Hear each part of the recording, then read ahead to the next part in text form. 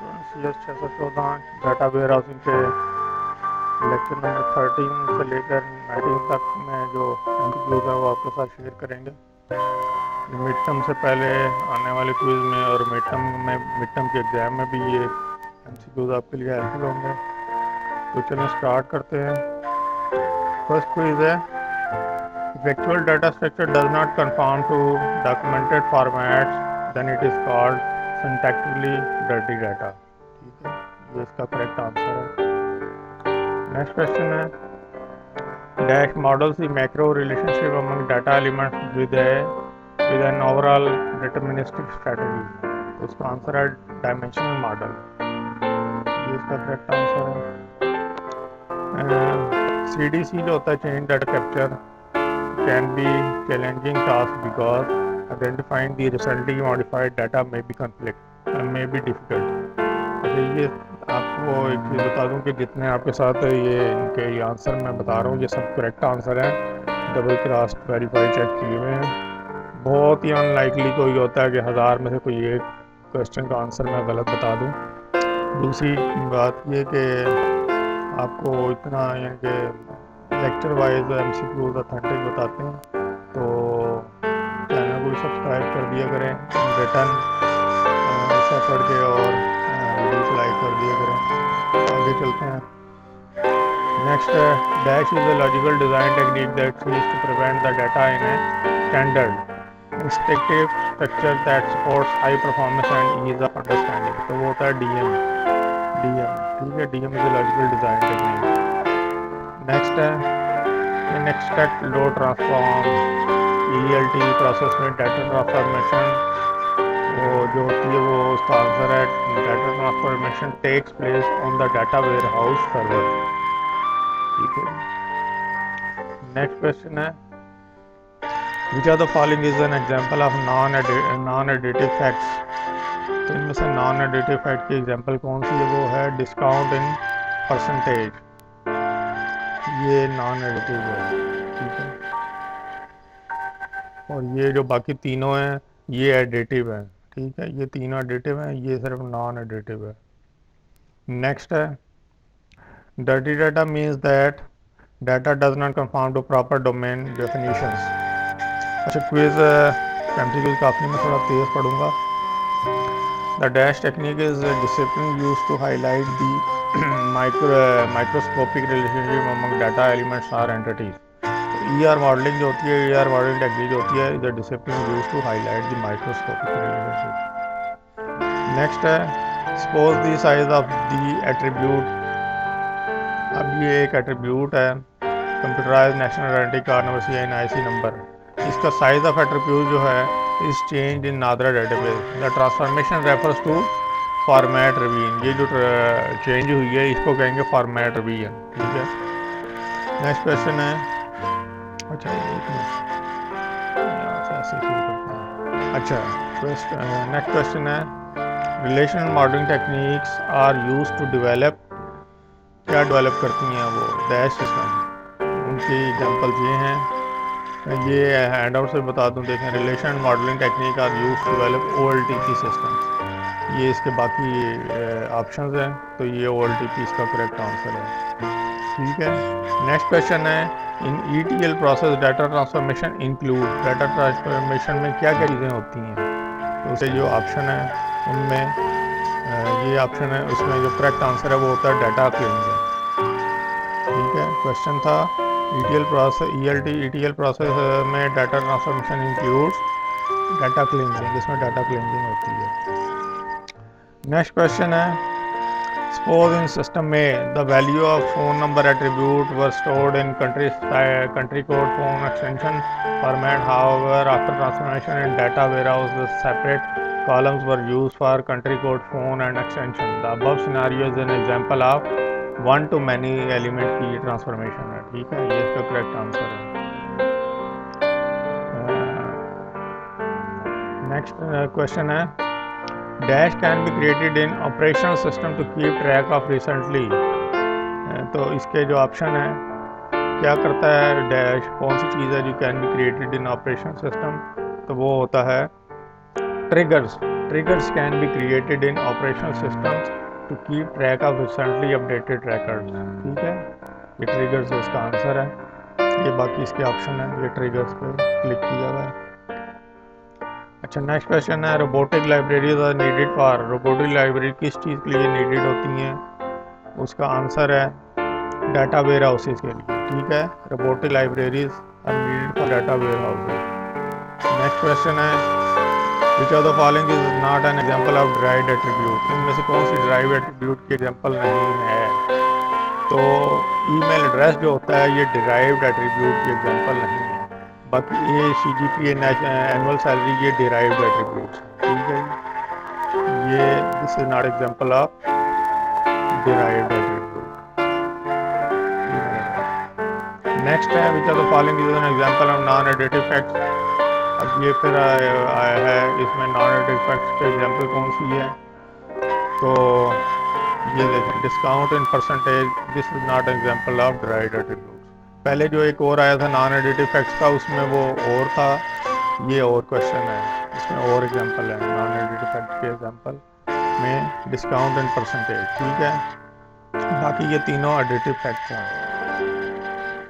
Next है if one or more records in a relationship table do not satisfy one or more integrity constraint, then the data is semantically dirty होगा, semantically dirty। और यहाँ से आपको option भी दिखा देते हैं, ये is semantically dirty, ये इसका आंसर होगा। ठीक है, नेक्स्ट क्वेश्चन है, ये देखें इस पर क्लिक हुआ सेमेंटिकली डर्टी। आगे नेक्स्ट क्वेश्चन है, ये वही सेमेंटिकली डर्टी। अच्छा, नेक्स्ट है in dash SQL generation is vastly simplified for front end tools when the data is highly structured। तो किस चीज़ में SQL जनरेशन जो होती है वास्टली सिंप्लीफाइड होती है फॉर फ्रंट एंड टूल? वो होता है, उसका आंसर है, ये हैंड आउट से पहले देख लें। SQL generation is vastly simplified for front-end tools when the data is highly structured in this way। ये होता है benefits of simplicity, star schema में है। यहाँ देखें,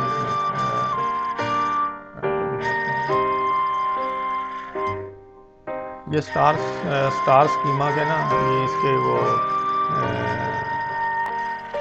इसकी करेक्टरिस्टिक्स हैं, ये उसमें यह चीज़ आ जाती है स्टार स्कीमा में।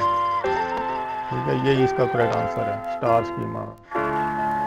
नेक्स्ट क्वेश्चन है dash is a collection of random transactional codes, flags and text. तो ये इसका आंसर है, dash is a collection of random transaction code, flags, text. तो इसका आंसर है जंक डायमेंशन। ठीक है जी, डैश तो यहाँ पे आएगा junk dimension is a collection of random transaction codes, flags, text. ठीक है, जंक डायमेंशन इसका आंसर है। इसको अच्छा, मैं एक चीज़ बता दूं, मैं ये जो आपको दिखा रहा हूँ ना, मैंने भी इसी से तैयारी करके तो अपने क्विज़ वगैरह किए थे, इन्हीं से मैं तैयारी करके अपने मिड टर्म क्विज़ वगैरह करता, जो आपके साथ डाटा में शेयर करता हूँ ना, फाइनल टर्म का, मिड टर्म का या MCQs का, इन्हीं से मैंने तैयारी करके अपने एग्ज़ाम देता था और मैं अच्छे नंबर लेता था। अच्छे ही नहीं, बहुत अच्छे। ये इस सब्जेक्ट में तो मेरे 90% मार्क्स थे। Suppose the size of the attribute computerise national identity card CNIC not change, ये दोबारा रिपीट होकर आ गया। तो ये इसका आंसर है, वो पहले भी बताया, फॉर्मेट रिवीजन, हैंड आउट से, ये सॉरी गूगल से, ये फॉर्मेट रिवीजन इसका आंसर है। हैंड आउट में इसका आंसर नहीं मिलेगा, ये फॉर्मेट रिवीजन। ये देखें, वंस अगेन आपसे है कि in return of this my effort subscribe the channel, like the video. Next है dash the lowest level of details और the atomic level of data stored in the warehouses. तो what is the lowest level of details और the atomic level? वो होता है grain is the lowest level of detail और atomic level of data stored in the warehouse. ये hand out से और ये इसका ये यहाँ पे क्लिक किया ग्रेन। ठीक है, ये देखें, grain is the lowest level of detail. Next आगे चलते हैं, what is not a class of aggregation function. इनमें से एग्रीगेशन फंक्शन के क्लास कौन सी नहीं है? तो इसका आंसर है associative. Associative is not a class of generation aggregation function. ठीक है, बाकी ये तीनों उसकी एग्जांपल्स हैं। नेक्स्ट है ये देखें, ये 3 क्लासेस ऑफ एग्रीगेट्स हैं, डिस्ट्रीब्यूटिव, अलजेब्रिक,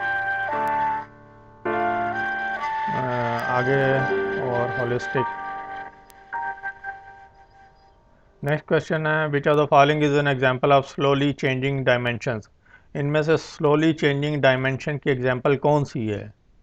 तो स्लोली चेंजिंग डायमेंशन की एग्जांपल है इनहेरिटेंस। स्लोली चेंज होते हैं ये इसकी डायमेंशन इनहेरिटेंस में। तो ये इसका आंसर, ये क्लिक किया हुआ 4 ऑप्शन थे। Inheritance is the example of slowly changing dimension. Next है dirty data means. Dirty data means का क्या मतलब होता है?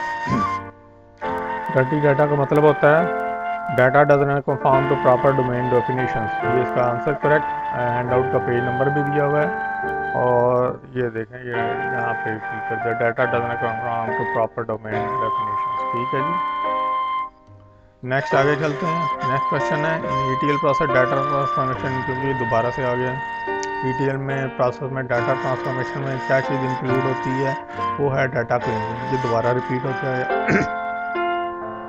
In context of data where normally it becomes difficult to extract data from different sources because these sources are normally ये होते हैं heterogeneous। ठीक है, ये इसका heterogeneous आंसर है। ये यहाँ पे heterogeneous पे क्लिक हुआ है। ठीक है, 4 ऑप्शन है इसमें heterogeneous। नेक्स्ट क्वेश्चन है Dash technique is a discipline used to highlight the microscopic relationship among data elements or entities। ठीक है, तो डैश टेक्निक कौन सी टेक्निक है? Discipline use to highlight the microscopic relationship, वो होती है ईआर मॉडलिंग। ईआर मॉडलिंग यहाँ पे आएगा। ER modelling technique is a discipline use to highlight microscopic relationship. ठीक है, नेक्स्ट क्वेश्चन है OLTP system is always good at. OLTP system कहाँ पे अच्छे होते हैं हमेशा? OLTP system is always good at evolving data पे। ठीक है, OLTP system always good at evolving data. अच्छा, एक चीज़ बताऊँ, ये खुद पढ़ने के बजाय मैं जो बोल रहा हूँ आप सुन रहे हैं ना, आप इसी वीडियो को अगर 2-3 दफ़ा सुन लेंगे आपको वैसे ही इसके आंसर और क्वेश्चन याद हो जाएंगे। ठीक है, आपके जहन में बैठ जाएंगे और से सुनेंगे तो ये इसका आंसर यहाँ पे इवॉल्विंग डाटा पे OLTP system are always good. Next है flat files are one of the prevalent structure used in. तो फ्लैट फाइल जो होते हैं कहाँ पे यूज़ होते हैं? एक तो वो प्रिवेलेंट स्ट्रक्चर है used in dash data extraction. अब इसके जो है used in offline data extraction में यूज़ होते हैं फ्लैट फाइल्स। ये यहाँ से मैं दिखा देता हूँ, ये 4 ऑप्शन थे। तो फ्लैट फाइल्स जो होती हैं use to for data traction at offline. ठीक है, नेक्स्ट है कोऑर्डिनेट सिस्टम में the possible value gender attribute for male and female. However in data warehouse the value stored were M for male and F for female. तो verb scenario is an example of किस चीज़ की example है? This is an example of 1-to-1 scalar transformation की example है। ठीक है, ये 1-to-1 ये क्वेश्चन, इसका ये answer, this is an example of 1-to-1 scalar transformation. Next question है ETL process data transformation includes data cleansing. ये दोबारा रिपीट हो गया है। अच्छा, नेक्स्ट क्वेश्चन है which of the following is an example non additive fact. ये भी दोबारा रिपीट है। नॉन एडिटिव फैक्ट की एग्जांपल क्या है? डिस्काउंट इन परसेंटेज, ये डिस्काउंट इन परसेंटेज। ठीक है, नेक्स्ट अगले क्वेश्चन पे चलते हैं। In case of multiple sources for the same data element we need to prioritize the source system for element basis. The process is called, process क्या कहलाएगा? Process is called ranking। ठीक है, ये question है इसका। तो process is called multiple sources for the same data element के लिए process is called ranking। ठीक है जी, नेक्स्ट आगे चलते हैं। ये वही रहा है इसी का क्वेश्चन का रैंकिंग। नेक्स्ट आगे चलते हैं। Relational modelling techniques are use to develop dash system. Relational modelling technique क्या कौन से सिस्टम को डेवलप करने के लिए यूज़ होती हैं? तो उसका आंसर है OLTP। Relational modelling techniques are use to develop OLTP systems. Next question है dash does not have business rules, it has data rule. इनमें से कौन सा है जिसमें बिजनेस रूल्स नहीं होते जबकि डाटा रूल्स होते हैं? तो वो ये ऑप्शन है ईआर मॉडलिंग में। ईआर मॉडलिंग में does not have business rules, it has data rules. ठीक है, ER for entity relationship modelling. ये देखेंगे आप, it does not have business rule, it has data rule, ER modelling. आगे चलते हैं, ये वो चार ऑप्शन है ER modelling. One feature of chain data capture, CDC का एक फीचर इनमें से कौन सा है? तो ये फीचर ये यहाँ से भी देख लें, it can automate the transformation of extracted data page. Hand out का एक्सट्रैक्टेड डाटा, हैंड आउट का पेज नंबर 149 है। और ये ऑप्शन है उसमें, it can automate the transformation data extracted. ठीक है जी, आगे चलते हैं।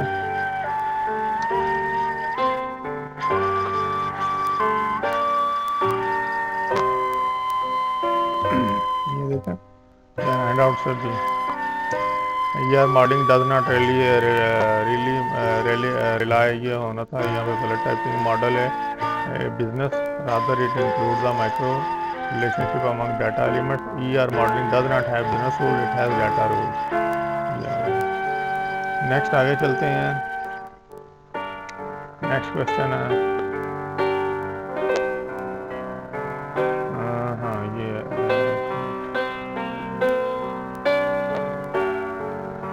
Non uniform use of abbreviation units and values refers to.